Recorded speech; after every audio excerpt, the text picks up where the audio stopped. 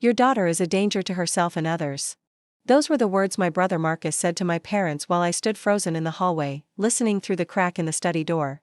He was showing them something on his phone, texts, screenshots, evidence of a person I didn't recognize. A person who didn't exist. What none of them knew was that I was recording everything. And what I captured that night would eventually put my brother in federal prison and expose the darkest lie our family had ever told. But before I tell you how I destroyed the man who tried to erase me, you need to understand how a loving sister becomes a ghost in her own family, and how a single therapy session changed everything.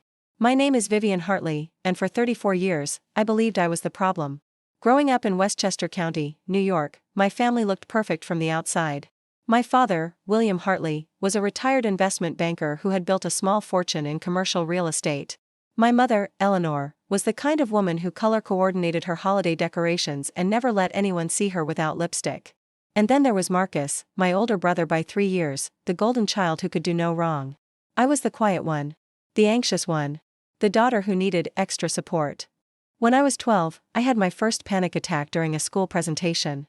Marcus told everyone at dinner that I had freaked out and embarrassed the family name. My parents sent me to therapy, but not because they wanted to help me. They sent me because they wanted to fix the broken piece of their otherwise perfect puzzle. For years, I internalized their narrative. I was fragile. I was unstable. I was lucky my family tolerated me. But here's what they didn't know: I wasn't fragile. I was being systematically undermined by the one person who was supposed to protect me. The first sign that something was wrong came 3 years ago, right after my father's heart attack. He survived, but the brush with mortality made my parents suddenly obsessed with estate planning. For the first time, they sat Marcus and me down and explained the family trust. Everything will be split evenly, my father said, looking at both of us. 50-50. You're both my children, and I love you equally. I remember Marcus's face in that moment. He smiled at me, warm and brotherly. But his eyes were cold. Calculating. He squeezed my hand under the table and said, "That's so generous, Dad. Vivian and I will take good care of everything." That night, I went to bed feeling something I hadn't felt in years: hope. Maybe my parents did love me after all. Maybe the inheritance was their way of finally acknowledging that I mattered. I was so naive. The gaslighting started slowly, so slowly that I didn't even notice at first. A few weeks after the estate meeting, my mother called me, her voice tight with concern. "Vivian, Marcus showed me a text you sent him last night. I'm worried about you." "What text?" I asked, genuinely confused. "The one where you said you were thinking about hurting yourself. Honey, if you're struggling, we can get you help." My blood ran cold. "Mom, I never sent that. I don't know what you're talking about." There was a long pause. Then my mother sighed, that familiar sigh of disappointment I'd heard my whole life. "Vivian, please don't lie to me. I saw the screenshot. It came from your number." I pulled up my phone, scrolling frantically through my messages to Marcus. Nothing. No texts from the previous night. No conversation about hurting myself. Nothing at all. "Mom, I swear to you, I didn't send anything. Someone must have faked it." "Honey," she said, and her voice was heavy with pity, "this is exactly what Dr. Feldman warned us about. Denial is a symptom." Dr. Feldman was the psychiatrist my parents had sent me to when I was 16, the one who had prescribed me medication I didn't need for a condition I didn't have.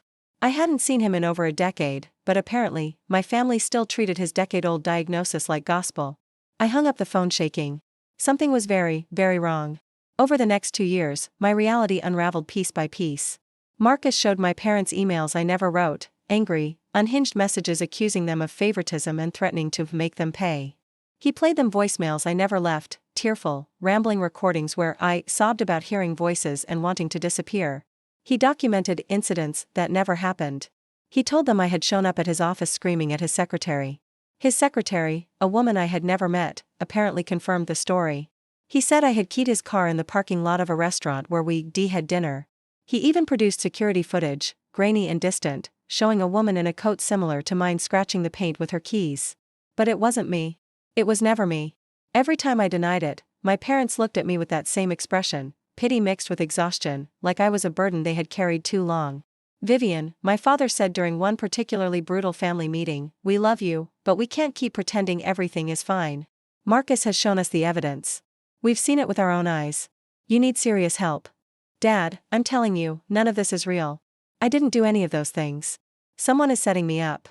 Marcus leaned forward, his face a mask of concern. "Viv, I know this is hard to hear, but this is exactly what the doctors said would happen. Paranoid delusions. Conspiracy thinking. It's a symptom of your condition. I don't have a condition. I screamed. My mother flinched. My father shook his head. And Marcus just looked at me with sad, sympathetic eyes. We're going to get you the help you need, he said softly. Even if you can't see it right now, we're doing this because we love you. That night, my parents changed their will. I found out about the disinheritance 6 months later, 3 weeks before my mother died. She had been diagnosed with pancreatic cancer in February, stage 4, inoperable.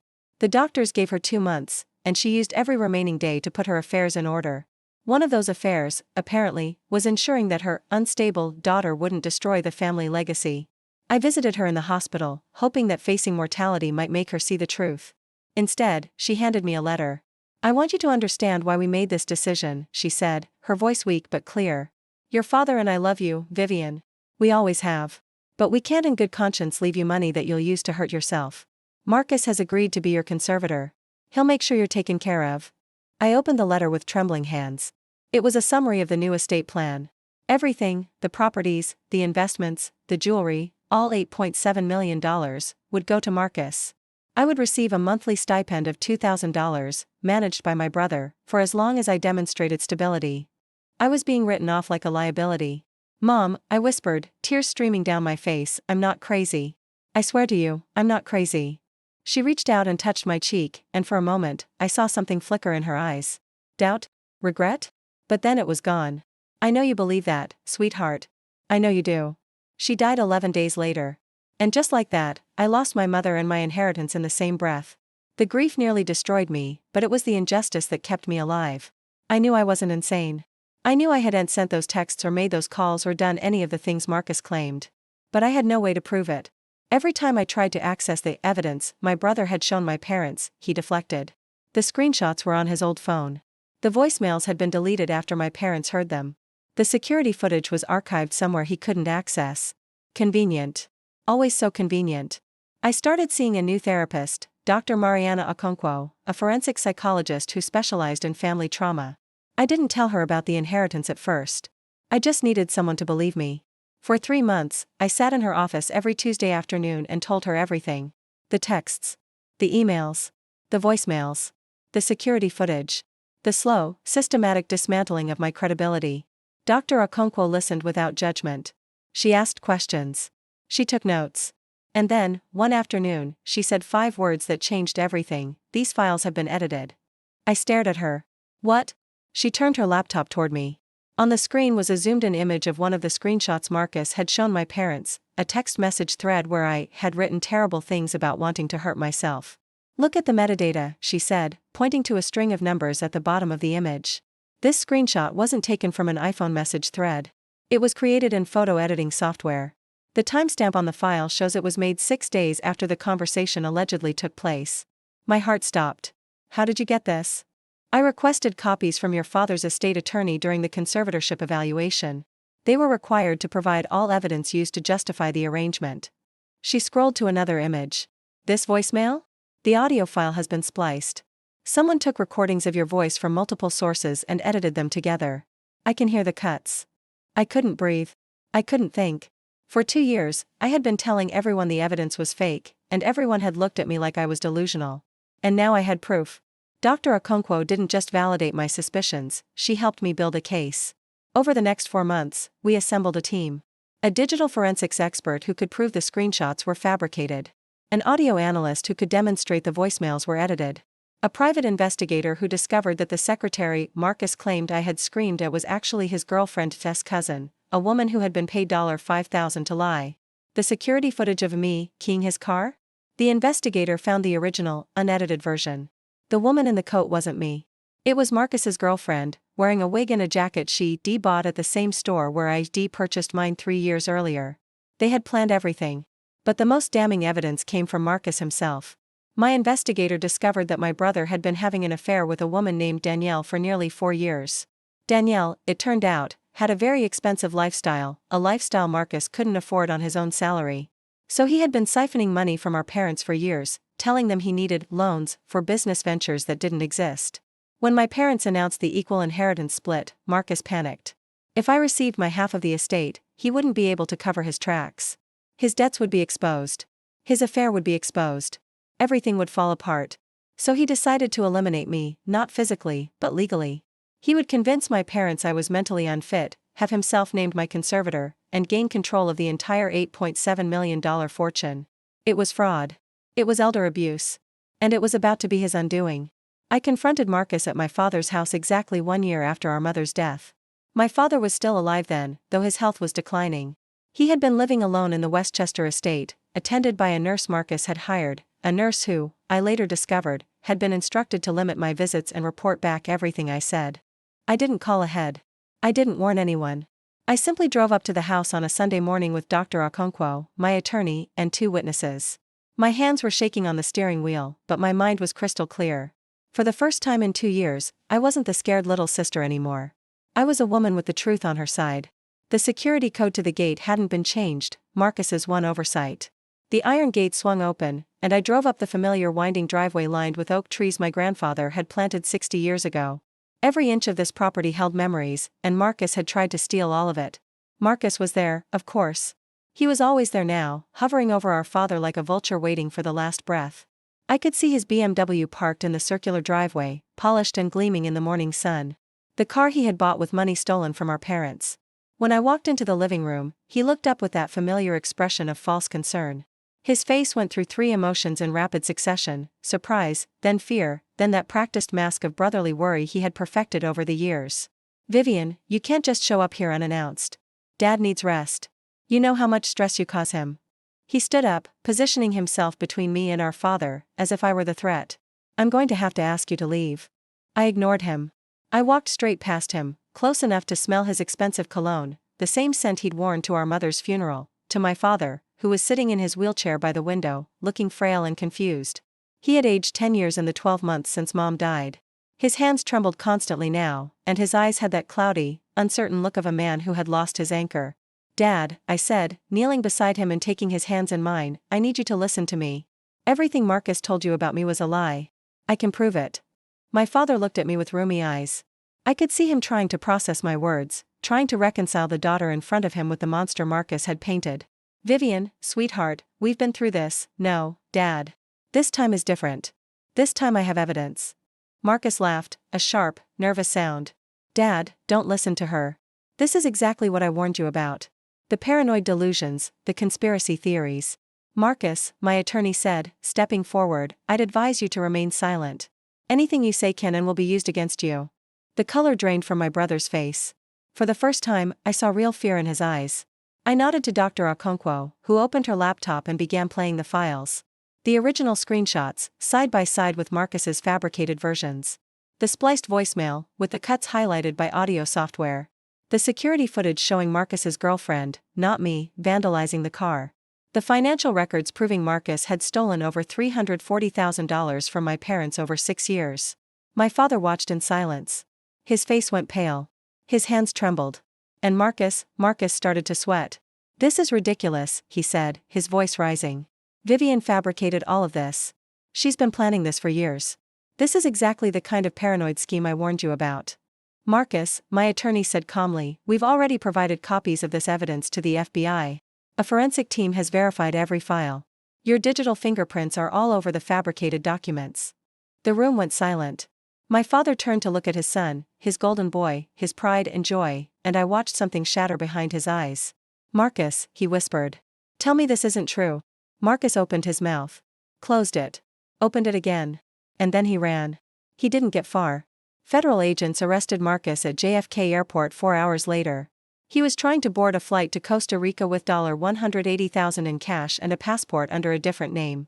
The charges were extensive: wire fraud, elder abuse, identity theft, falsifying evidence, and conspiracy to commit financial exploitation of a vulnerable adult.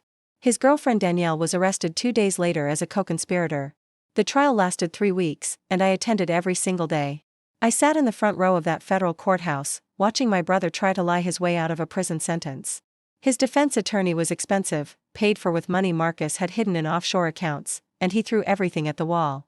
He argued that I had entrapped Marcus, that I had manipulated the evidence, that I was the real villain in this story. He even tried to use my history of anxiety against me, calling a psychiatrist who testified that people with my condition often engage in elaborate schemes for attention. But our evidence was bulletproof. The digital forensics expert explained, in terms even the most tech-illiterate juror could understand, exactly how Marcus had fabricated those screenshots. The audio analyst played the spliced voicemails side by side with recordings of my actual voice, pointing out every cut and edit. The private investigator testified about the $5,000 payment to the fake secretary, producing bank records and text messages that proved the conspiracy. And then Dr. Okonkwo took the stand. She spent 2 hours walking the jury through every psychological evaluation she had conducted on me. She explained that I showed no signs of the disorders Marcus had claimed I suffered from. She presented her credentials, 20 years of forensic psychology experience, testimony in over 100 cases, and she looked directly at the jury when she delivered her conclusion. Vivian Hartley is not mentally ill, she said.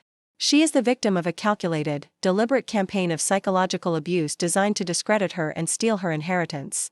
What her brother did to her has a name. It's called gaslighting. And it nearly destroyed her. The jury deliberated for 6 hours. When they returned with their verdict, Marcus was standing at the defense table in his expensive suit, still wearing that mask of false innocence. I watched his face as the foreperson read the verdicts. Guilty. Guilty. Guilty. Guilty. Guilty. On every single count. Marcus collapsed into his chair. His attorney put a hand on his shoulder. And I didn't cry. I didn't cheer. I just sat there, feeling something I hadn't felt in years, peace. The judge sentenced Marcus to 12 years in federal prison. Danielle received 8 years as a co-conspirator. The secretary, who had lied about me screaming at her, pleaded guilty to perjury. And received 2 years of probation and a permanent mark on her record that would follow her forever. My father changed his will again before he died 8 months later. This time, he wrote me a letter too, not to explain why I was being disinherited, but to apologize for ever doubting me. I spent 2 years believing the worst about you, he wrote, his handwriting shaky with age and illness. I let your brother poison me against my own daughter. I will never forgive myself for that. I can only hope that you'll forgive me. I did forgive him. Not because he deserved it, but because holding on to that anger would have given Marcus one final victory. When the estate was finally settled, I received my full inheritance, $4.35 million, exactly half of what remained after legal fees and Marcus's theft. I used part of it to establish a foundation for victims of family financial abuse. I named it after Dr. Okonkwo, the woman who believed me when no one else would. People sometimes ask me if I miss my brother. If I grieve the relationship we never had. If I feel guilty about what happened to him. The honest answer is no. Not anymore. For a while, I did feel guilty. I would lie awake at night wondering if I could have done something differently, if there was some way to have saved both my inheritance and my relationship with Marcus. I spent months in therapy working through those feelings, unpacking the decades of conditioning that had taught me to prioritize his needs over my own. But here's what I finally understood: I didn't send Marcus to prison. He sent himself. Every lie he told, every document he forged, every person he bribed, those were his choices. He could have accepted his half of the inheritance and lived a comfortable life. Instead, he chose greed. He chose cruelty. He chose to destroy his own sister for money. I don't miss Marcus. I miss the brother I thought I had, the one who squeezed my hand under the table and promised we'd take care of our family together. But that person never existed. He was a mask worn by a predator, a performance designed to make me trust the man who was actively destroying me. Sometimes I think about what would have happened if Dr. Okonkwo hadn't noticed those edited files. I would have lost everything: my inheritance, my reputation, possibly my freedom. Marcus was already laying the groundwork to have me institutionalized. I found drafts of commitment petitions on his computer during the investigation, documents describing me as a danger to herself and others who requires immediate involuntary treatment. He wasn't just going to take my money. He was going to take my life. My therapist says healing isn't about forgetting. It's about remembering clearly and choosing to move forward anyway. It's about building a new life on the ashes of the old one, brick by brick, day by day. So that's what I'm doing. Moving forward. I have a new life now. A small house in Vermont, far from Westchester and its ghosts. A garden where I grow tomatoes and lavender and sunflowers that reach toward the sky like they trying to touch the sun. A cat named Biscuit who sleeps on my feet every night and purrs when I come home. Friends who know my real story and love me anyway. And I have clarity, the clarity that comes from knowing who you are, even when everyone around you insists you're someone else. Last month, I received a letter from Marcus. It was the first communication I'd had from him since the trial. The envelope was stamped with the return address of the federal correctional facility where he's serving his sentence. I held that letter in my hands for a long time, feeling its weight. Part of me wanted to open it, to see what he had to say after everything he had done. Was he apologizing? Making excuses? Asking for forgiveness? In the end, I burned it without reading a single word. Some people don't deserve closure. Some bridges need to stay burned. For 2 years, my brother tried to convince the world I was crazy. He fabricated evidence, manipulated my parents, and stole my inheritance. He tried to gaslight me into oblivion, to erase me from my own family, to turn everyone I loved against me. But he made one fatal mistake. He underestimated the quiet sister. The anxious one. The one everyone thought was fragile. The one who had spent her whole life being told she was broken. Turns out, I was the strongest person in the room. And now he has 12 years in a federal cell to think about that. 12 years to remember the sister he betrayed.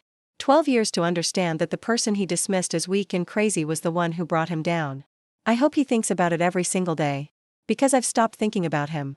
I have better things to do, like living my life, building my foundation, and helping other victims of family abuse find the justice I almost didn't get. My name is Vivian Hartley. I am not crazy. I never was. And I am finally, completely, utterly free. Lesson from this story. The people who call you crazy are often the ones with the most to hide. Never stop fighting for your truth, because the evidence that saves you might be one conversation away.